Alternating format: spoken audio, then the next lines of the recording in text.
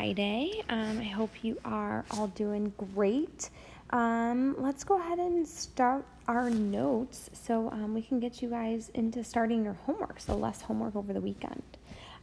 Today we're continuing with just kind of laying the foundation and kind of setting our minds in the right thought process so that we can write our proofs next week. So the last thing I want to talk about this week is inductive and deductive reasoning. So there's two types of reasoning our minds naturally go through when coming up with a conclusion, and those are inductive and deductive. So inductive, the thing I want you to think about with inductive reasoning is that there's going to be a specific pattern that's present or that you're going to see is occurring. And when you see this pattern, inductive reasoning says we can assume this pattern will always hold true. So it's logic based on ideas, events that you think will happen because of past occurrences or things that have already happened in the past. You think they're going to repeat themselves. And so that's inductive reasoning. And when we use inductive reasoning, we make conjectures. So conjectures are unproven statements that you believe to be true based on observations. So not the soundest reasoning, but is valid because sometimes patterns do repeat themselves, but not always. So you do need to think logically and think carefully when you're reading through. Okay? The next reasoning is deductive reasoning.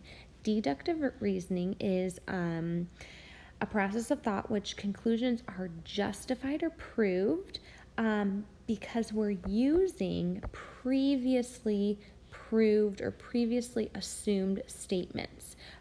So it's basically reasoning based off of definite rules or solid facts. So a way to remember is deductive reasoning is based on definitions or definite rules or solid facts. So definitely a more sound way of reasoning. Okay, so the first thing I want to practice is identifying which statement it uses inductive or deductive reasoning. So if you look at these examples here, it says today is Thursday, therefore tomorrow is Friday. So are we allowed to say if today's Thursday, then tomorrow is Friday because of a pattern that we've seen or based on a solid definition or rule or something that we just know to be true? Well, we have the days of the week, right? The rule that we're following is the days of the week. And we know that to be true, so it's based off of something that we know is true. So this is deductive reasoning. Okay. The next one says Carl has been absent for the last 3 Mondays. Carl will be absent this Monday as well. So Carl was absent 3 weeks ago, 2 weeks ago, and last week. So I see this pattern occurring where every Monday Carl seems to be gone. So that the last 3 Mondays, that's our pattern that we're seeing. And logic based off of patterns is using inductive reasoning.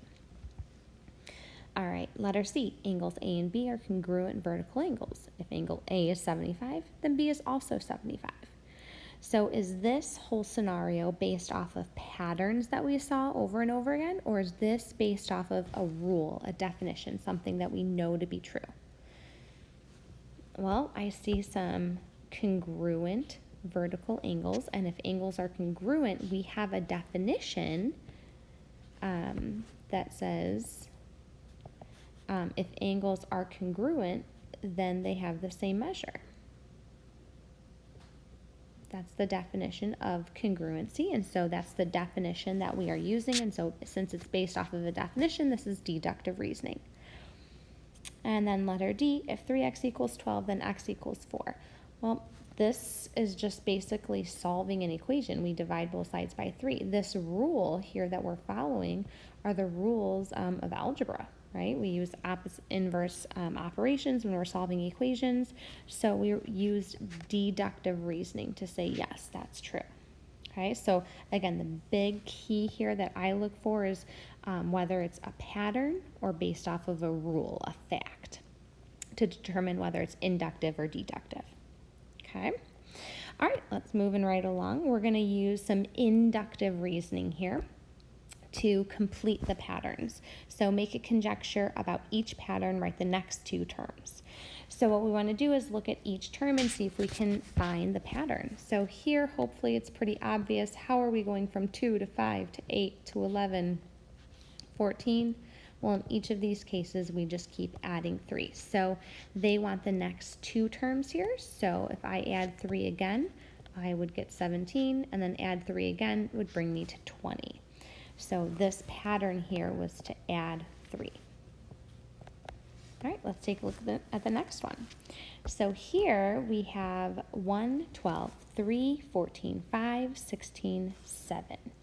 So if we just look term to term like we did before, we have to add 11, then subtract 9, and then add 11, subtract 9, add 11. Are we here? I see a pattern, add 11, subtract 9, add 11, subtract 9. So that could definitely be a pattern. We can follow that one to find our next two terms. But did anyone see something different? Did anyone see, if you look at the every other term, there's a pattern too? So at 1, 3, 5, 7, if we skipped one, the next one would be 9. And then what about the ones in between? 12, 14, 16, 18. So there was two little patterns here that we saw. We would have ended up with the same numbers if we did the add 11, subtract 9 pattern. So be creative with your patterns when you're looking. But just for simplicity's sake, I'll keep the add 11 and then subtract 9 that we repeated. Number 4, Monday, Wednesday, Friday. It looks like we're skipping days here. Monday, Tuesday, Wednesday, Thursday. So Friday, Saturday. The next day would be Sunday. Skip Monday. And then we'd be on Tuesday. So we're looking at every other day. Number 5 here. Let's see. I see that the numerator is staying the same at 1. How is our denominator changing? Well, we're going from 3 to 9 to 27. What are we doing with these numbers? Well, to go from 3 to 9, we're adding 6. 9 to 27, we're not adding 6. So maybe not adding. What about multiplying? What if we did 3 times 3 is 9? 9 times 3 is 27. Well, then we would just have to keep multiplying the denominator by 3. So 27 times 3 gets us 81. 81 times 3 gets us 243. And so the pattern here, you could say, is you are multiplying by 1/3, right? We kept multiplying the denominators by 3, and the numerator stayed as 1. Okay, so those are just some fun thinking patterns here. We can see some more visual patterns. So where's the shading in the box? First it's on the right, then it's on the top, then it's on the left. So the next position for the shading would be on the bottom. So just kind of going in a counterclockwise rotation. Number 8, what pattern do we see here?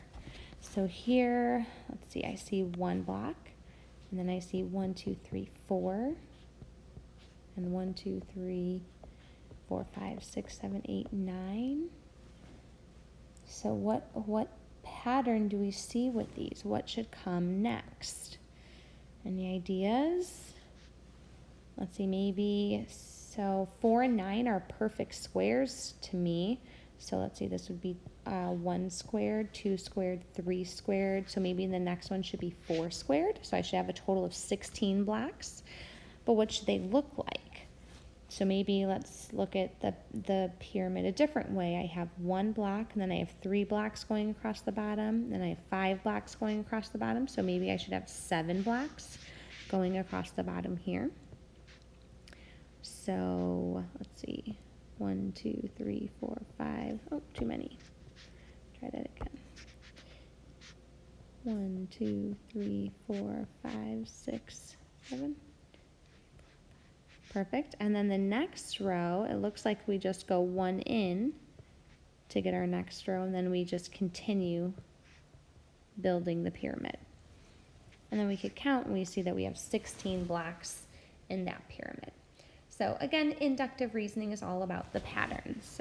All right, let's jump to the next one then. So deductive reasoning is a little bit more interesting. So deductive reasoning and logic, we're going to use deductive reasoning and logic to determine whether you can draw conclusions from these given statements. So if it's logical to draw a conclusion, then go ahead and write it on the line. But if you don't feel confident making a conclusion, then we're just going to write no conclusion. All right, so let's look at letter A. It says all vertical angles are congruent. This is the fact. Now remember, deductive reasoning is always based on facts or something that's true. So that's the thing, the statement that we know is true that we're going off of. So all vertical angles are congruent. Then it says angles A and B are vertical angles. So we have the vertical angles repeat itself. So since we know that A and B are vertical, can we make a conclusion? Well, based on this definition, if they're vertical angles, then we can say they're congruent. So we could then conclude that angle A is congruent to angle B. That would be a logical conclusion. All right, let's look at letter B. It says, if you're late to work, you will get written up. So again, this is the rule. This is what we're going off of. This is what we know is true. If you're late to work, you'll get written up. All right, so at this particular job, that's a rule that everyone who works there knows.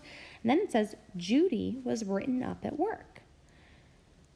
So can we make a conclusion knowing just this information only? Is it safe to say that Judy was written up because she was late to work? Or maybe, is there another reason that Judy could have been written up? Maybe she ate, if she was serving food, maybe she ate some fries off of a plate that she was serving, right? She can't do that. Or maybe she wore the wrong thing to work or whatever. There could be a variety of reasons why she was written up at work. The rule says if you're late to work, that's what needed to happen first, and that's not what happened down here. So because it was the written up portion, we really don't know why she was written up, so we can't make a conclusion.